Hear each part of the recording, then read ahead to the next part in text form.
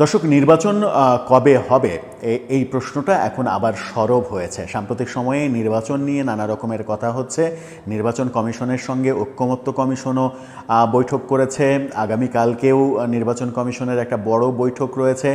গতকালকে সরকারের পক্ষ থেকে প্রেস কনফারেন্স করে জানিয়ে দেওয়া হলো প্রধান উপদেষ্টা ডিসেম্বরের মধ্যে নির্বাচনের যাবতীয় প্রস্তুতি সেরে ফেলতে বলেছেন এবং সেখান থেকেই প্রেস সেক্রেটারি একটু বেশি করেই নিজের মতামত বলতে গিয়ে যেটা বলে ফেলেছেন সেটা হচ্ছে নির্বাচনটা রোজার আগেই হতে পারে।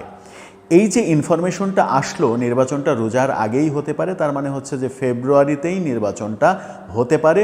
ফেব্রুয়ারির প্রথমার্ধেই সরকার নির্বাচন দিয়ে তাদের দায়িত্ব শেষ করতে চাইছে তড়িঘড়ি করে, কারণ সব মিলিয়ে সরকার আসলে সার্বিক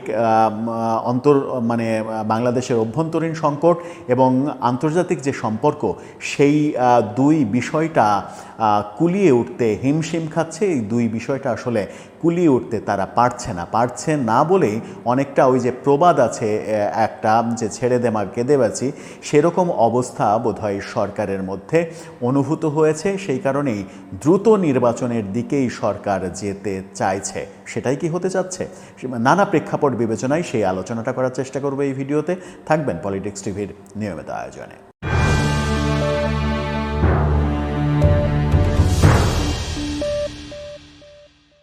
দর্শক, পলিটিক্স টিভি নিয়মিত ভিডিওগুলো স্পন্সর করছে প্রজাপতি.টিভি, নতুন ওটিটি প্ল্যাটফর্ম। আপনারা চাইলে ইউটিউবে, ফেসবুকে, ইনস্টাগ্রামে, টিকটকে দেখে নিতে পারেন। ডেসক্রিপশন বক্সে লিঙ্ক দেওয়া থাকবে, সেখান থেকেও আপনারা দেখে নিতে পারেন প্রজাপতির কার্যক্রম। চলে যাচ্ছি মূল ভিডিওতে। বলছিলাম নির্বাচন কবে হবে। নির্বাচন সম্ভবত সরকার খুব দ্রুতই দিতে চাইছে। এর কারণ কি? এর বহুবিধ কারণ রয়েছে। অভ্যন্তরীণ সংকট, প্রচণ্ড পরিমাণে অভ্যন্তরীণ সংকট বেড়েছে। দেশের অভ্যন্তরে সরকার ক্রমশ জনপ্রিয়তা হারাতে শুরু করেছে। সরকারের যে জনপ্রিয়তা 8 আগস্ট দায়িত্ব নেওয়ার পরে তৈরি হয়েছিল, বাংলাদেশের প্রায় সব মানুষ সমর্থন দিয়েছিল। এক বাক্যে তারা চেয়েছিল যে আমরা নতুন কিছু চাই, কিন্তু প্রতিটা পরতে পরতে মানুষ হতাশ হয়েছে। হতাশার জায়গাগুলো আইনশৃঙ্খলা রক্ষার জায়গা। আইনশৃঙ্খলা পরিস্থিতি একেবারে তলানিতে নেমে গেছে। বাংলাদেশে মব কালচার তৈরি হয়েছে এবং মব কালচারকে এক ধরনের পৃষ্ঠপোষকতা দেওয়া হয়েছে। সমাজে হিংসা ছড়িয়ে দেওয়া হয়েছে, প্রতিশোধ পরায়ণতা ছড়িয়ে গেছে সমাজে, এবং এই ছড়িয়ে যাওয়ার পেছনে সরকারের নীরবতা অনেকখানি দায়ী, এমন অভিযোগ অনেকে করছেন। অভ্যন্তরীণ সংকট এগুলো তো রয়েছে, তার মধ্যে আর একটা বড় সংকট তৈরি হয়েছে, সেটা হচ্ছে যে সরকারি পৃষ্ঠপোষকতায় এনসিপি তৈরি করে বোধহয় বড় ধরনের বিপদে পড়েছে। কারণ এনসিপিকে কেন্দ্র করে সরকারকে সবথেকে বেশি সমালোচনা সহ্য করতে হচ্ছে এখন।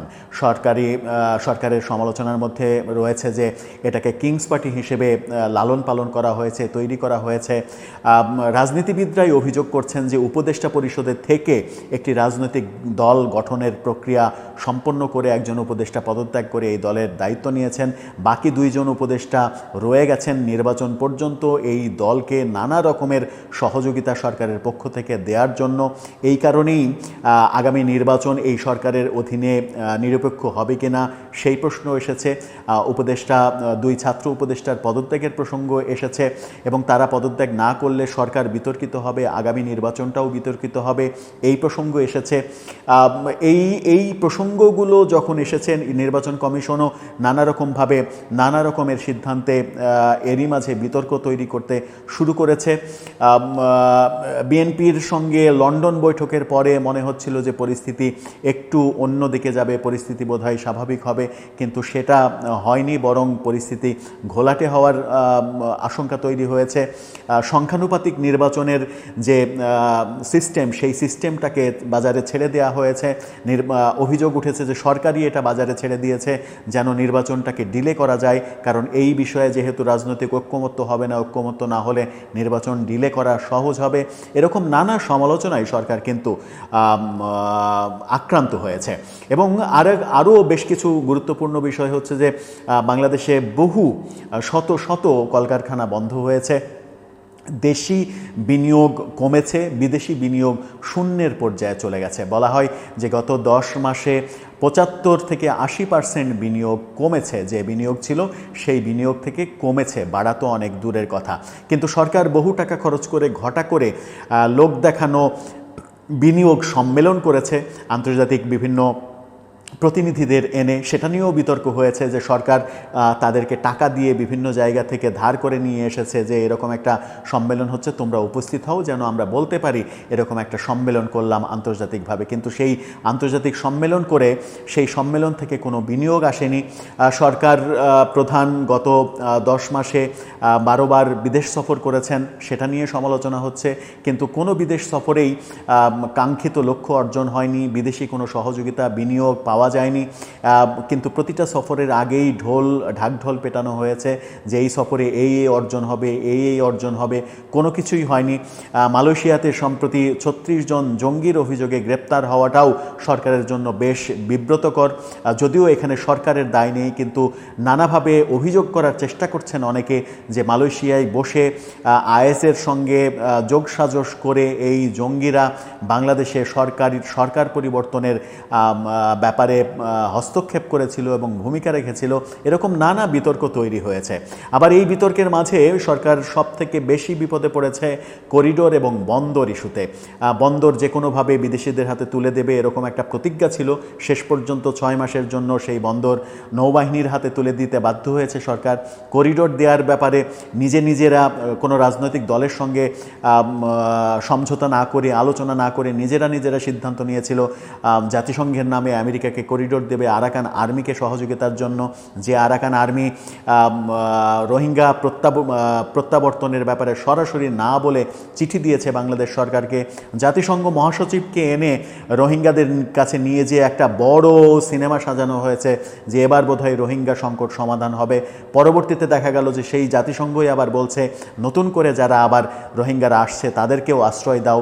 রোহিঙ্গা প্রত্যাবর্তনের যে প্রত্যাশা সরকার করেছিল যে আগামী ঈদ রোহিঙ্গারা তাদের দেশের মাটিতে করবে, সেটা একেবারে জিরো পর্যায়ে চলে গেছে, সেটা বাতিল হয়ে গেছে।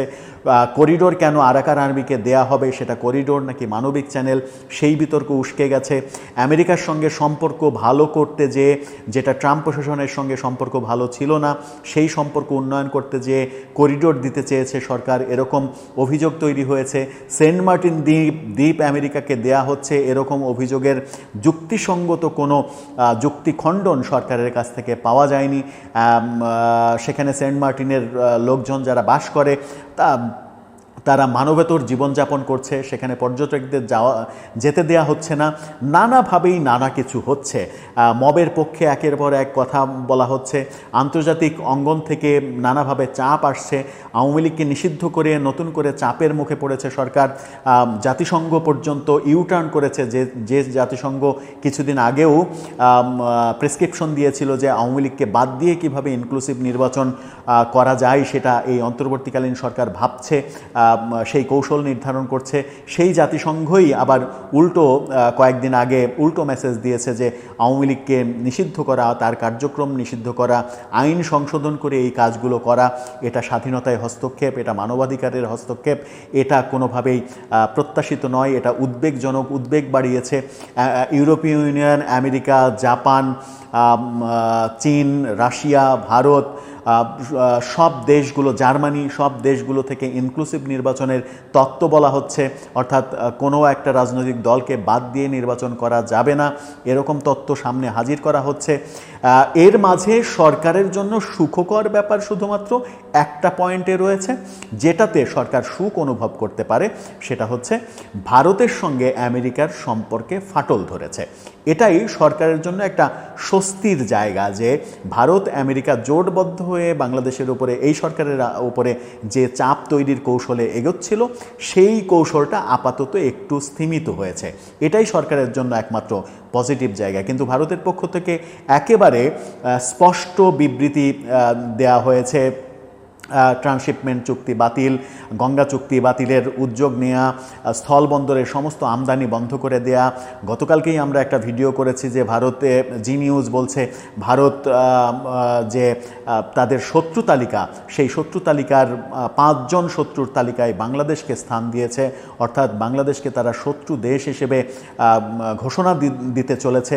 এই ব্যাপারগুলো সরকার আসলে হজম করতে পারবে না, পারার কথাও নয়। কারণ একটা অরাজনৈতিক সরকার, যে মানুষগুলো এই সরকারের দায়িত্বে রয়েছেন তারা বাংলাদেশের কিংবা বিশ্বের বিভিন্ন সেক্টরে কাজ করে আসছেন, তারা কেউ রাজনীতির লোক না, তারা কেউ মানুষকে কিভাবে চালাতে হয় সেই কাজটা কখনো করেননি। হ্যাঁ, হয়তো এনজিও পর্যায়ে মানুষের মোটিভেশনের কাজগুলো করেছেন, কিন্তু একটা জাতি, একটা গোষ্ঠীকেন্দ্রিক তাদের কাজ ছিল, যে এই নৃগোষ্ঠী কিংবা এই অঞ্চলের এই গোষ্ঠী, এই যে গোষ্ঠীভিত্তিক কাজ, সেই গোষ্ঠীভিত্তিক কাজ করা মানুষগুলো একটা পুরো জাতিকে কিভাবে চালাতে হয় সেটা তাদের জানার কথা নয়। প্রফেসর ইউনূস নিজেও বারবার স্বীকার করেছেন।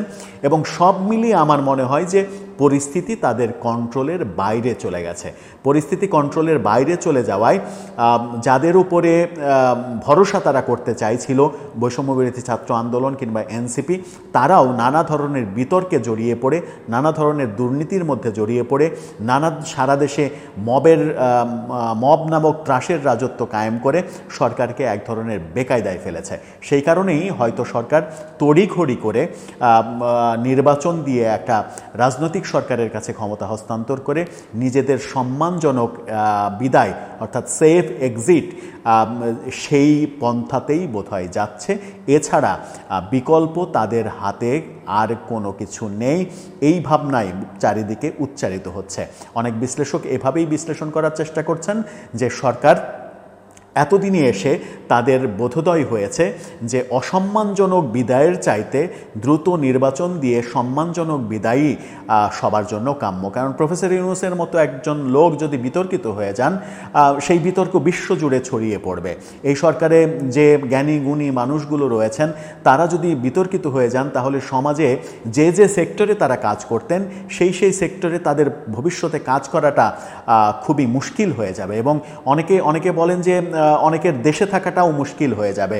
বিভিন্ন কর্মকাণ্ড, বিভিন্ন কথাই তো মানুষকে সব থেকে বেশি বিপদে ফেলে। যেমন আসিফ নজরুল, উপদেষ্টা আসিফ নজরুল বিভিন্নভাবে বিভিন্ন রকমের কথা, বিভিন্ন আমলে বিভিন্ন রকমের কথা তাকে বলতে শুনি। সংস্কৃতি উপদেষ্টা মোস্তফা সরোয়ার ফারুকী উপদেষ্টা হওয়ার আগেও যে ভাষায় কথা বলেছেন, উপদেষ্টা হওয়ার পরে তার ভাষা একেবারে 360 ডিগ্রি চেঞ্জ হয়ে গেছে। এই ব্যাপারগুলো সরকারকে, আবার তাদেরকে নিয়ে বৈষম্যবিরোধী আন্দোলন, এনসিপি কিংবা বৈষম্যবিরোধী আন্দোলনের পক্ষে থাকা মানুষগুলোর মধ্যেই এক ধরনের বিতর্ক রয়েছে এবং তারাও তাদের পক্ষে নয়। তারা যে সরকারকে নানাভাবে বিতর্কিত করছে এবং তাদের কর্মকাণ্ড তাদের জন্য অসম্মানজনক হতে পারে, এই সমস্ত ব্যাপারগুলো সব কিছু মিলিয়ে যদি একটা প্যাকেজ ভাবা হয়, তাহলে সেই প্যাকেজের রেজাল্টটা বোধহয় এটাই হচ্ছে যে আত্মসম্মান নিয়ে বিদায় হওয়াটাই শ্রেয় অসম্মানিত হওয়ার চাইতে। দর্শক, আপনার কি মনে হয় সরকার সেই জন্যই ফেব্রুয়ারিতে নির্বাচন দিয়েই রাজনৈতিক সরকারের কাছে ক্ষমতা হস্তান্তর করে চলে যাবে? সংস্কার, বিচার, এই ব্যাপারগুলো যত কথাই হোক না কেন, এই ব্যাপারগুলোর খুব একটা অগ্রগতি হবে না, নাকি ফেব্রুয়ারিতে নির্বাচন দেওয়ার জন্য এই ব্যাপারগুলো তড়িঘড়ি করতে গিয়ে আবার বিতর্কিত আর একটা পর্যায়ে নিয়ে যাবে? এরই মাঝে গতকালকে প্রধান উপদেষ্টা প্রেস সেক্রেটারির প্রেস কনফারেন্সে আমরা জেনেছি যে 17,000 আইন শৃঙ্খলা রক্ষাকারী বাহিনীর সদস্য নিয়োগ দিতে চলেছে সরকার নতুন করে। এই নিয়োগটা এই সরকারের আমলে দেয়াটা কেন? এই নিয়োগ বিতর্কিত যে হবে এটা নিশ্চিত, কারণ এই সরকার এরই মাঝে কোটার বিরুদ্ধে যে যুদ্ধের মাধ্যমে শেখ হাসিনা সরকারের পতন হয়েছে, নতুন রাজনৈতিক বন্দোবস্ত আমরা পেয়েছি, আশা করছি যে নতুন রাজনৈতিক বন্দোবস্ত হবে। সেই নতুন রাজনৈতিক বন্দোবস্তে আবার নতুন করে কোটার ঘোষণা দিচ্ছে। সেই কোটায় যদি এই বাহিনীর 17,000 সদস্যকেই সবাইকেই বাছা হয় এবং তাদেরকে যদি একটা নির্দিষ্ট এজেন্ডা দেওয়া হয় আগামী নির্বাচনে, তড়িঘড়ি করে ট্রেনিং, তড়িঘড়ি করে নিয়োগ এবং তড়িঘড়ি করে দায়িত্ব পালনে তাদেরকে পাঠিয়ে দেওয়া হয়, সেটাও একটা মারাত্মক ঝুঁকির একটা ব্যাপার হতে পারে। সব মিলিয়ে আমার মনে হয় যে সরকারের জন্য আগামীর পথটা খুব একটা মসৃণ নয়, খুব একটা সুখকর নয়। তবে আমাদের প্রত্যাশা বিদায়টা যেন সম্মানজনক হয়, যেন প্রফেসর ইউনূসের মতো আন্তর্জাতিক খ্যাতিসম্পন্ন মানুষ, নোবেলজয়ী মানুষ কোনোভাবেই দেশে কিংবা বিদেশে অসম্মানিত না হন। দর্শক, আপনার মতামত জানিয়ে লিখতে পারেন আমাদের কমেন্ট বক্সে।